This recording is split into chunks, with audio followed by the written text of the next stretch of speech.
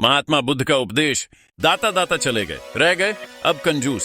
दान मान समझे नहीं, लड़ने को तजबूत मैस एंड नाउ पीस इज सायरक हिज सांबर। एक बार प्रदेश में अकाल पड़ा। यह देखकर गौतम बुद्ध को बड़ा दुख हुआ।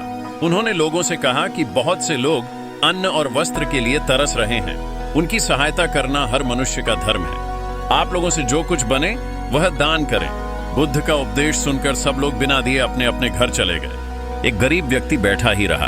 उसने सोचा कि मेरे पास तो ये वस्त्र हैं, अगर मैं इन्हें उतार कर दे दूंगा तो नंगा हो जाऊंगा। उसने फिर से सोचा कि मनुष्य बिना वस्त्र के पैदा होता है और बिना वस्त्र के ही चला जाता है। न जाने कितने साधु सन्यासी बिना वस्त्र के रहते हैं, फिर मैं बिना वस्त्र के क्यों नहीं रह सकता। उसने अपने वस्त्र उतार कर बुद्ध को दे दिए। भगवान बुद्ध ने उसे आशीर्वाद दिया।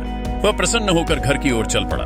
वह खुशी से चिल्लाकर कह रहा था, मैंने अपने आधे मन को जीत लिया है। तभी सामने से राजा की सवारी आ रही थी। उस गरीब की बात सुनकर राजा ने उसे अपने पास बुलाया और पूछा कि तुमने आधे मन को कैसे जीता है। उस गरीब ने कहा कि भगवान बुद्ध दुखियों के लिए दान मांग रहे थे। यह सुनकर मैंने अपने वस्त्र उतार दिए। पहले तो मेरे मन ने इनकार किया, फिर मैंने उसे समझाया कि मनुष्य बिना वस्त्र के पैदा होता है और मृत्यु होने पर साथ में कुछ भी नहीं जाता। राजा उसकी बात से बड़ा प्रसन्न हुआ। उसने मोतियों का हार और कीमती वस्त्र उसे दिए। उसने वह सब ले जाकर भगवान बुद्ध के चरणों में रख दिए। बुद्ध ने उसे हृदय से लगाते हुए कहा, जो दूसरों के लिए अपना सब कुछ दे देता है उसकी बराबरी कोई नहीं कर सकता।